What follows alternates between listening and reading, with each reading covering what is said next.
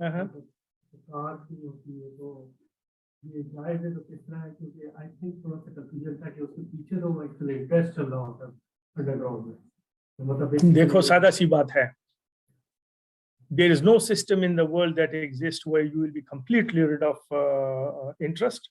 Rasulullah Sallallahu Alaihi Wasallam says that near the doomsday, or the time near the doomsday, interest will be so rampant in the society that even if you don't want to indulge directly in interest, you won't be able to get rid of the qubar of interest. So this is the ghubar of interest.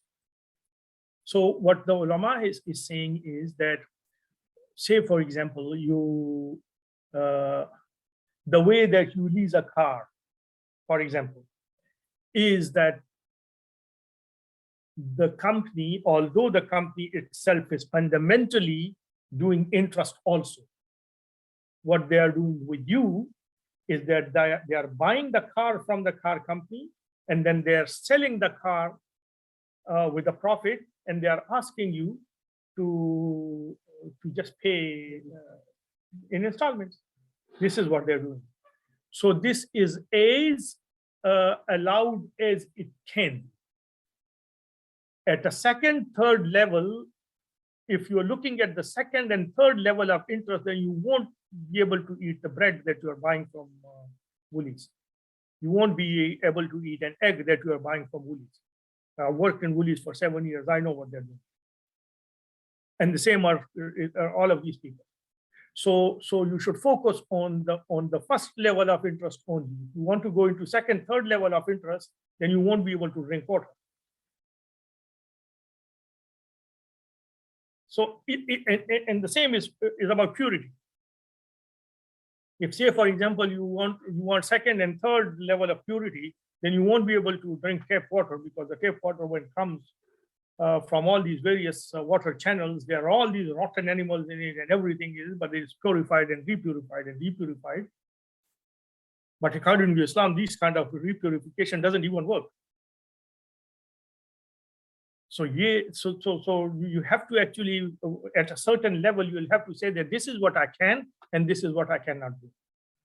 Now, if someone has, for example, money to buy a car up front, and that's excellent, they should go and do that.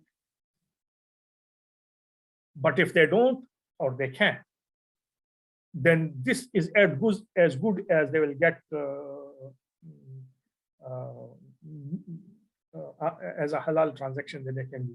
And that's why ulama has given a fatwa about that this is possible and the other is not. So you cannot really say take a bank loan from personal loan from a bank and buy a car, because that is money that you are borrowed, and then you will be actually giving back more money, which is interest, direct interest. And the other is a form of trade, because they have bought the car and they have put a markup on it, and they are selling that car to you, and you are paying it in installments. So that's why it's allowed. And if someone would do that exactly the same thing with you in case of home loan, that they'll be buying a house and they'll be selling the house to you with a profit and available to you in an installment, and that will become correct too. But they won't do it.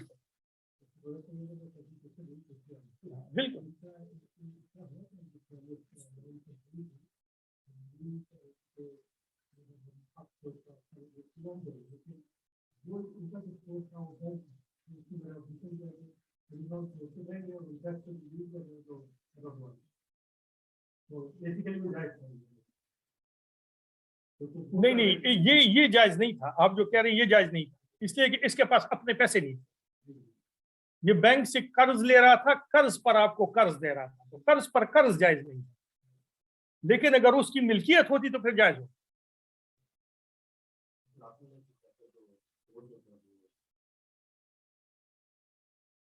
No, but this transaction is separately not allowed.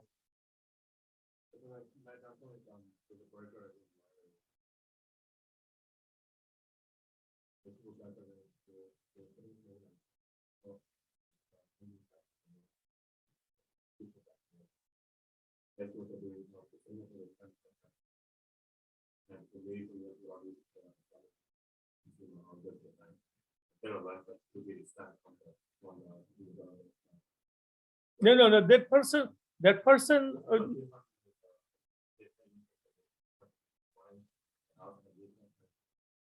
The problem is that the house that they are selling it to you, saying it's Islamic contract, they don't really own this house now. That's the problem. No. With you, it will be Musharaka Mudaraba. But they don't fundamentally own that problem, that house yet, because they have a bank share in that house. So you cannot have Musharaka in a thing that you don't own.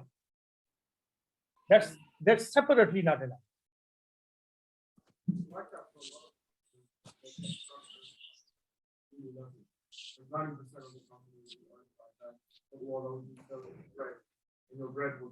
No. Bread is you're not having an you're not buying that bread in installments or as a musharaka or mudarib. It's a bread that they have. That's a separate case altogether, because the institution which is providing you with bread is providing you with bread based on a price, $2 and $3. You are going and you're buying the bread, so you don't have the responsibility to then look at the industry of bread maker and saying that you are actually running on loan or interest-based loans, or your bread is halal or haram. No, that's not the case. Here, what you are doing is that you are musharika is when you are a partial owner of something with say, for example, an individual or a company. So say a company A is a shared owner of a house with you. Yeah. Him. Yes. But that will only be legal, Islamically speaking, if A owns this property outright. No debt at all. Yeah. So if A is sharing something with you while A does not own that property, he is owning debt on that property. So it doesn't matter whether this debt is interest-based or non-interest-based, musharika will not be legal because he doesn't own the property at all.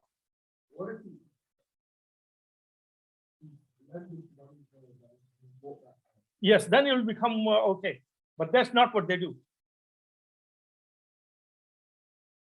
So if the house, if that person owns that house, doesn't matter how he has owned it. He has stolen money, you don't know about it, and he bought a house outright. Now it's his house.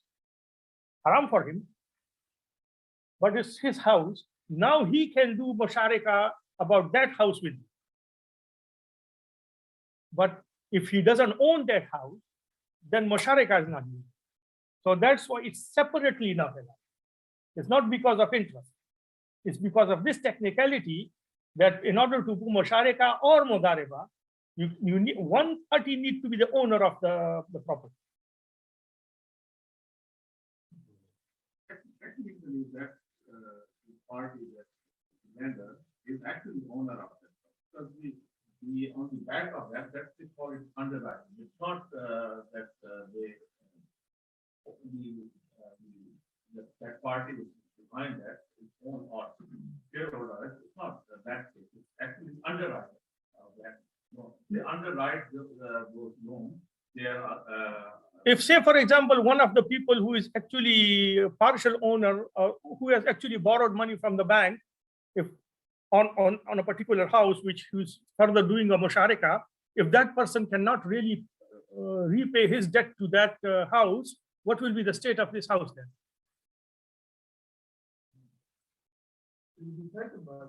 It will be taken by the bank, but what is happening to the other person, you, who is doing a musharika on that house?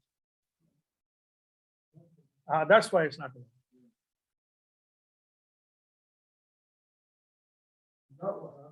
Yeah. No. The bank. No. The house. You own 50% of the house. The bank is 100% owner of the house till the loan is paid by A. So that's why it's not. Unless one of the parties is 100% owner of the house, Musharaka or Mudaraba is not possible.